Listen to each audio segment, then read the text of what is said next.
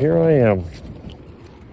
I'm going to Fresco Emaus for the last day of T-Bones on sale. Taking a little time out this morning. It's not hot, but it's not cold. It's just like having the whole neighborhood air conditioned. That's about what it's like.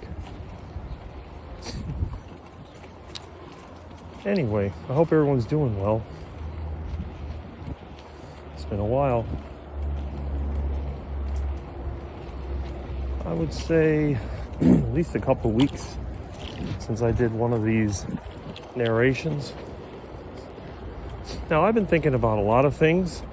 Last week we had 3 days when it was pretty much rainy, although not a lot of rain, just more of a nuisance than anything. And I didn't have a lot of work, so I guess that was good. Also bad, because it means I didn't make a lot of money. Of course, then again, when do I ever make any money? Probably never. Now, this brings up a really good point. What exactly makes a person rich, poor, successful, or a failure? I have my own definition, but people all around have different definitions. I've seen a lot of people, especially here in Miami, that don't really have a lot going for them, but they have access to some kind of income stream and they leverage it up with debt. They'll rent or buy a place that's way too expensive. They will lease or maybe even so-called buy an overpriced car, and they'll show off designer clothes, whatever else they can do to make people think they're successful. I do think that a lot of it is marketing, especially for these internet influencers. You got a lot of people there. They make their living off of the gullible people that watch them, follow them, that are influenced by them. So it's important that they maintain that image, especially the guys that appeal to the younger crowd. You got these 20-something kids that are just finishing college. They go out looking for a job, can't find anything that pays well. You'll never be able to afford a place to live.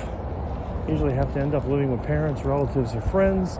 And if you do move out of your home that you grew up in, you probably have to be roommates with 10 other people just to be able to afford these overpriced shacks.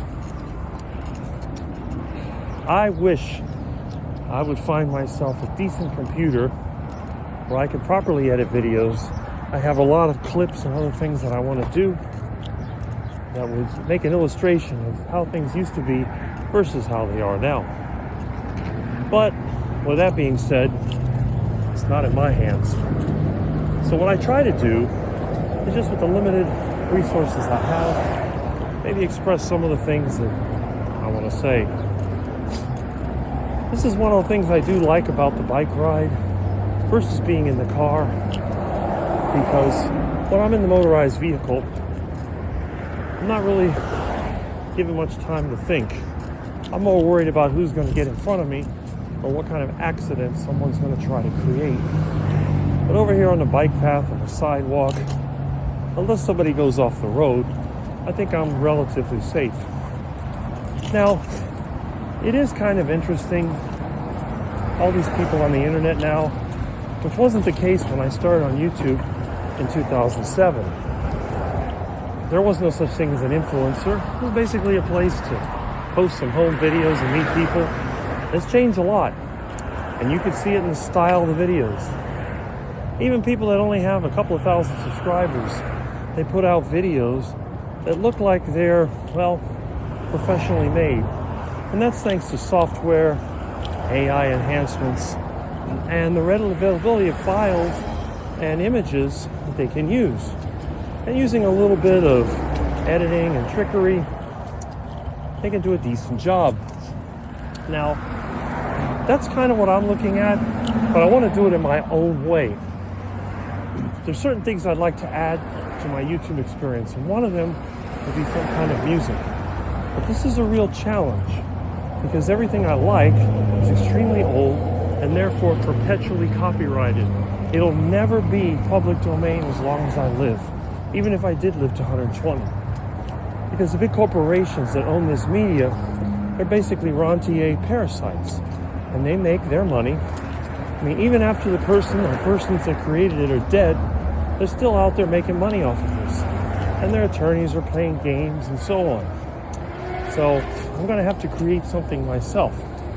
Now, it's easy for me to create things in the real world that sort of have that old mid-century appeal. But when it comes to music, I know nothing about it. I have a few friends that do, but they're pretty much in the electronic space. And everything now is some type of beat. You have compression and loudness and so on, and I just don't like that. I would need something like an orchestra, something that would be like a 1950s or 60s television theme that would go with my channel, as well as the aesthetics. I think I can get those kind of under control once I get my room cleaned out. I have plenty of props, so I have the advantage of having a really old house and having a lot of things that I can use. But the subjects I want to do, I've been thinking about pretty regularly.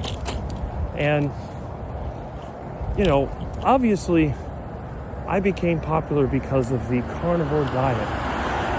But the carnivore diet is really not something that runs my life. It's just a small part. In fact, my lifestyle, I think, is mostly everything else. It may be only 20% the carnivore diet.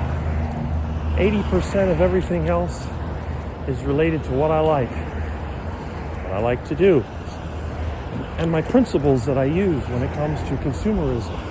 Because I'm not against consumerism per se. What I am against is chronic consumerism, this constant need to purchase things that you may or may not need. And that's one of those things that really seems to be a problem. But, and you can see right now I'm riding my bicycle. Sure, I could drive the van. Van's running fine. I've had no problems with it. But why would I do that?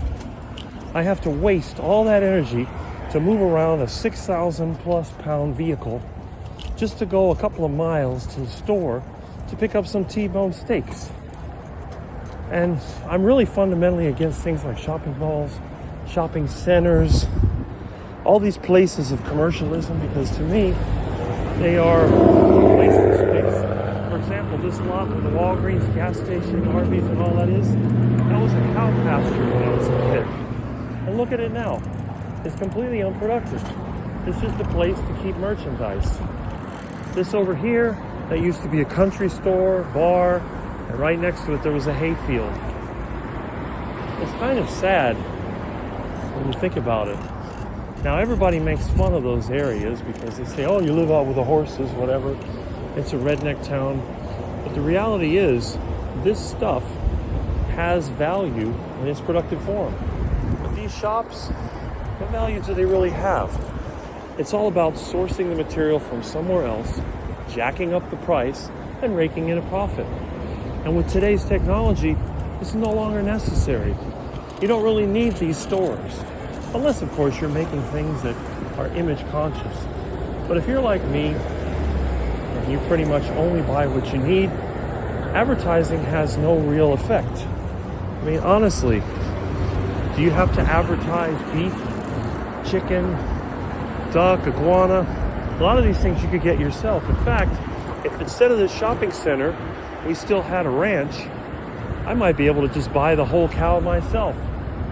Take it home, slaughter it, carve it up, and not only would I get meat, but I would also get the bones, the extra material that I could feed to my pets. In addition, I get leather, which I could use for upholstery.